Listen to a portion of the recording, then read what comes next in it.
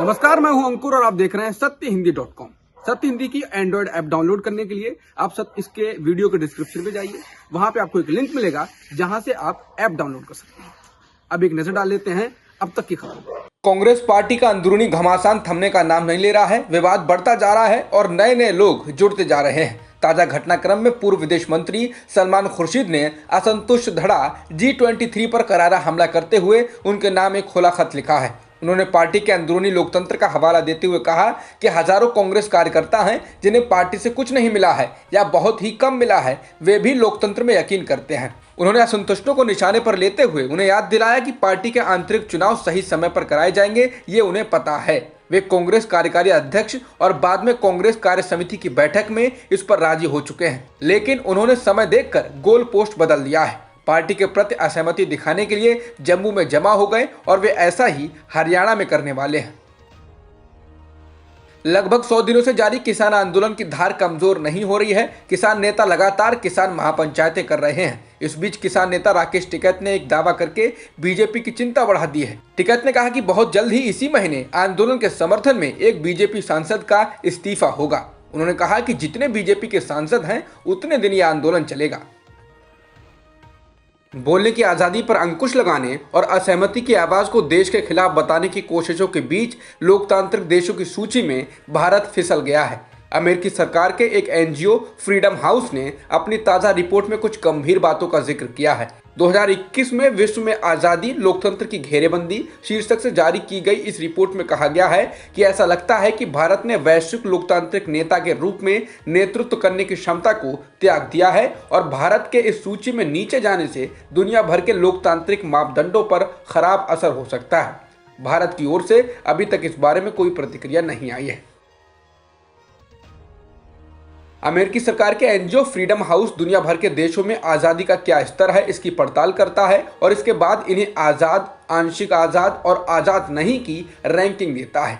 इस एनजीओ ने 2018, 19 और 2020 में भारत को आज़ाद देशों की सूची में रखा था। हालांकि तब भी भारत 77 से गिरकर 71 अंक पर आ गया था, लेकिन ताज़ा रिपोर्ट में भारत 100 में से 67 अंक ही हासिल कर सका है और इसे आंशिक आज़ाद देश की रैंक दी गई है। चुनाव आयोग ने तृणमूल कांग्रेस की शिकायत पर विचार करने के बाद सभी प्रचार माध्यमों से प्रधानमंत्री मोदी की वैक्सीन लेती तस्वीर हटाने को कहा है। चुनाव आयोग ने कहा है कि 72 घंटे के अंदर सभी प्रचार माध्यमों से ये तस्वीर हट जानी चाहिए। पश्चिम बंगाल में पेट्रोल पंप समेत कई जगहों पर होर्डिंग्स लगाए गए थे जिन पर कोरोना वैक्सीन लेते हुए मोदी की तस्वीर लगाई गई थी। टीएमसी ने चुनाव आयोग से शिकायत की थी कि कोरोना टीकाकरण के साथ जो सर्टिफिकेट दिए जा रहे हैं उस पर प्रधानमंत्री मोदी की तस्वीर लगी हुई है। ये डॉक्टरों, नर्सों और दूसरे स्वास्थ्य कर्मियों का श्रेय लूटने के बराबर है। टीएमसी का कहना है कि चुनाव का ऐलान होने के बाद प्रधानमंत्री टीकाकरण के कोविन प्लेटफॉर्म का इस्तेमाल अपने प्रचार के लिए नहीं कर सकते हैं।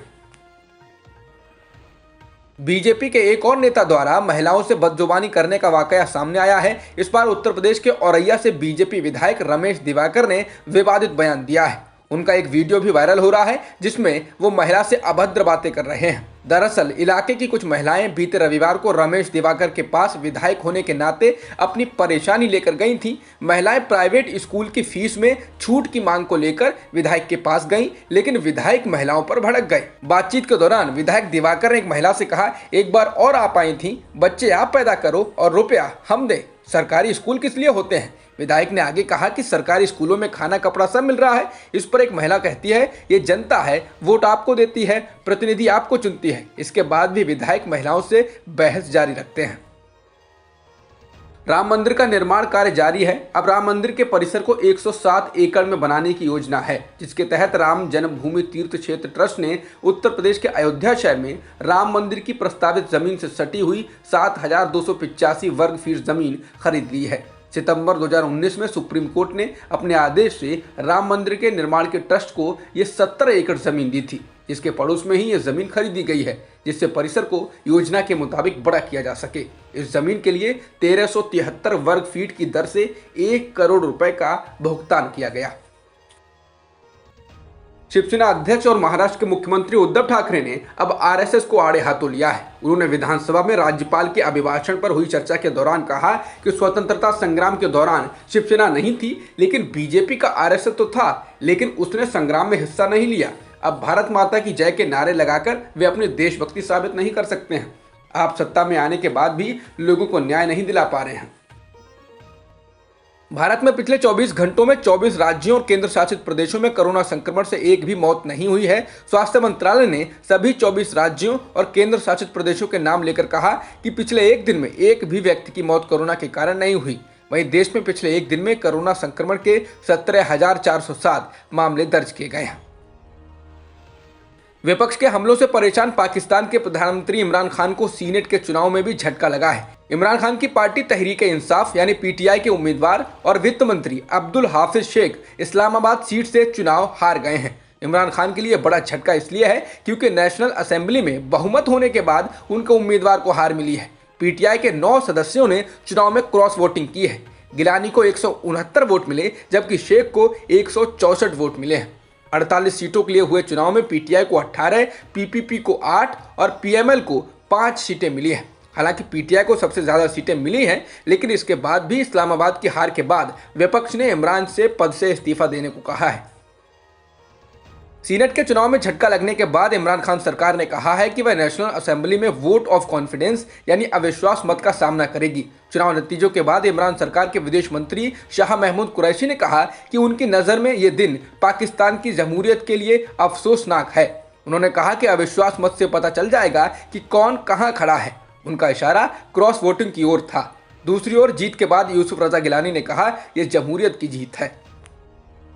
म्यांमार में प्रदर्शन कर रहे लोकतंत्र समर्थक कार्यकर्ताओं पर पुलिस ने सीधे फायरिंग कर दी, जिसमें 38 प्रदर्शनकारियों की मौत हो गई है। ये घटना बुधवार की है। यूएन ने इसको तख्तापलट के बाद का सबसे खून खराबे वाला दिन करार दिया है। वहीं प्रदर्शनकारियों का कहना है कि वो और अधिक प्रदर्शन करने वाले हैं। कार्यकर्ता मोंग सोंखा ने रॉयटर्स से कहा कि हम जानते हैं कि हमको कभी भी गोली मारी जा सकती है, लेकिन फिर भी हम बाहर निकलकर प्रदर्शन करेंगे, क्योंकि इस सेना की तानाशाही में रहने से अलग हमने इससे बाहर निकलने के लिए खतरनाक रास्ता अपनाया है।